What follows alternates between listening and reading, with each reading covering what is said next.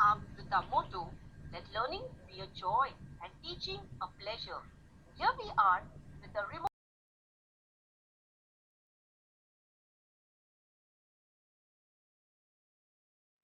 Welcome back, dear students. Let us continue with our part 3, lesson number 9 of Standard 9, chapter Trade.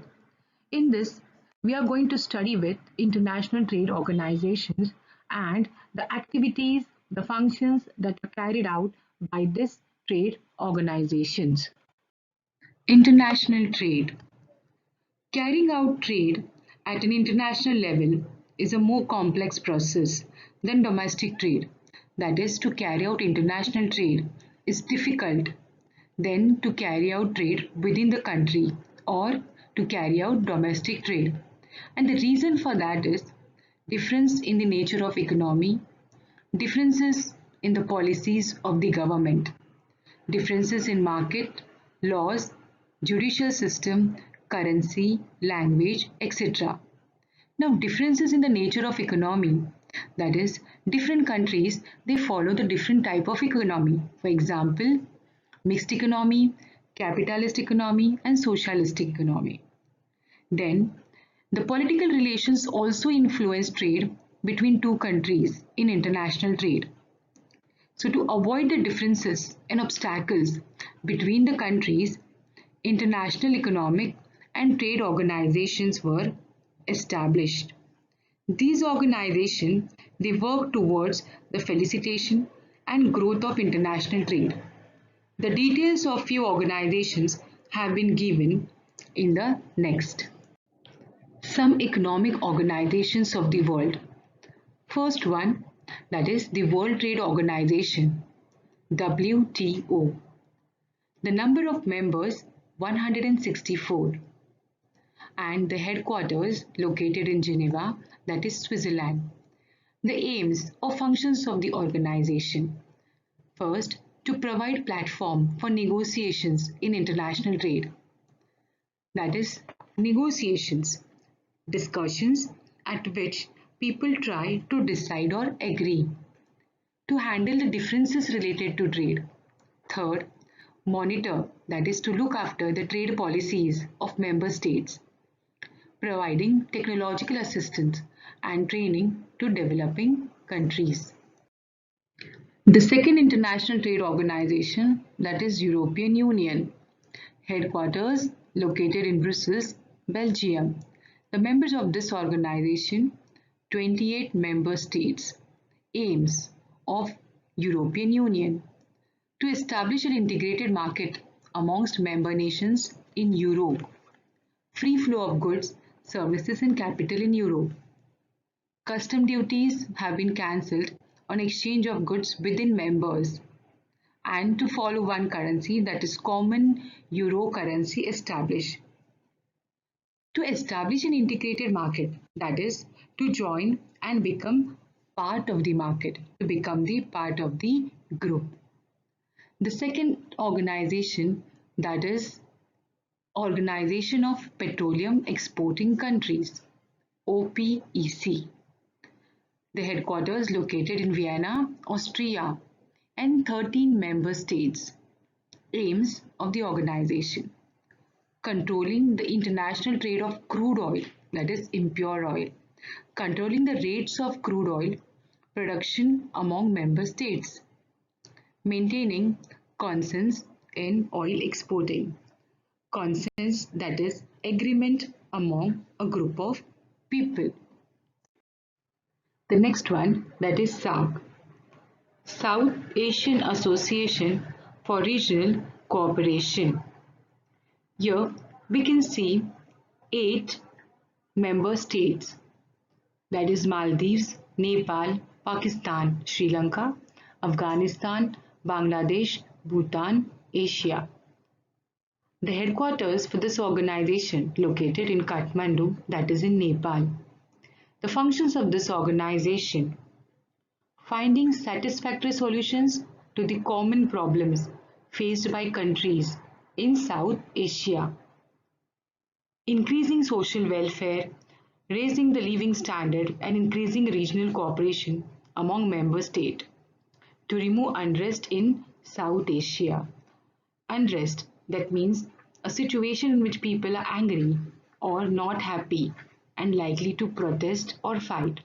So the aim of the organization, that is to remove unrest in South Asia. The next organization, Association of Southeast Asian Nation, that is ASEAN.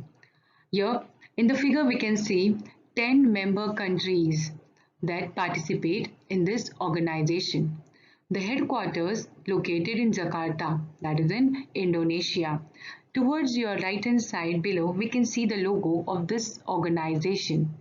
The functions of this organization to expand, that is expanding social and cultural harmony along with economic growth in Southeast Asia, promoting regional peace, promoting tax waivers for trade growth in member states. The next economic trade organization is Asia Pacific Economic Cooperation, APEC. In the figure, we can see 28 number of member states and the logo given below. The headquarters for this organization located in Singapore. The aims of this organization: free trade and economic cooperation in Asia Pacific Ocean region. And the second one, promoting regional and technical cooperation among the members. The next organization, BRICS, which includes Brazil, Russia, India, China, and South Africa. That is total number of member states 5.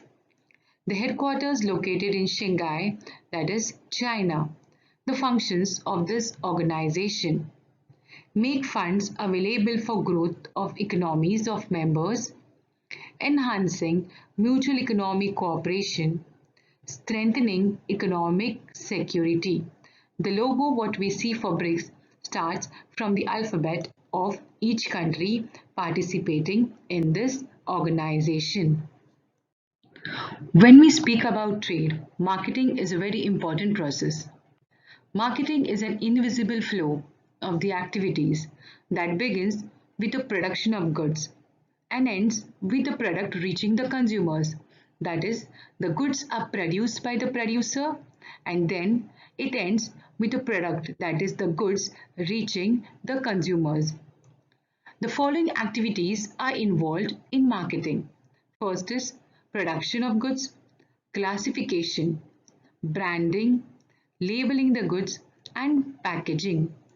Modern industrial social fabric, globalization, and availability of abundant choices, alternatives of the product is the structure of today's business world. In this context, the existence of marketing system for trade is very important. Through marketing, one can increase business systematically. The production can be distributed all at once on a large scale. The product can reach to large number of consumers. The selling price of the product also increase. Also, defective product can be recalled from the market. So therefore, in today's era, marketing is vital part of trading system. Now, importance of marketing. An appropriate presentation of any commodity is necessary. The price of commodity is determined by its quality, grading, and presentation. These increases the value of the product. Goods marketing promote business trade. So marketing is essential in today's industrial society in the age of globalization and availability of alternative products or choices. Now business can be increased systematically by marketing. The products can reach large number of customers. The selling price can be increased. So marketing is a very important component of trade. E-marketing, online marketing are the recent developments in marketing. Now due to information technology and electronic media, the whole world has become a big single market. It makes available information about the goods manufactured all over the world. Now there are numerous alternatives available to the consumers. Advertising the product. Now advertising is a part of the sales promotion activity. It attracts the customers to buy the goods. The objectives of advertising are to reach maximum customers, attract them to the product and make them buy the products. In this slide, we can see so many products which we see on our television screen. We see these products are advertised, which influence the customers to buy the product. Now, advertisement making the customers feel the need to buy the goods are on a rise. Now, reaching maximum customers, attracting the consumers to the product and making consumers buy the product. These are the main objectives behind them. In recent time, even information technology and media have affected the marketing system deeply. Now, because of the revolution in the field of information technology, the whole world has become a big market. Through internet, we can get information about the production taking place in various countries. This makes numerous options available to the customers. And it is due to internet that customers can use facilities like online trading, e-marketing, etc. Thank you.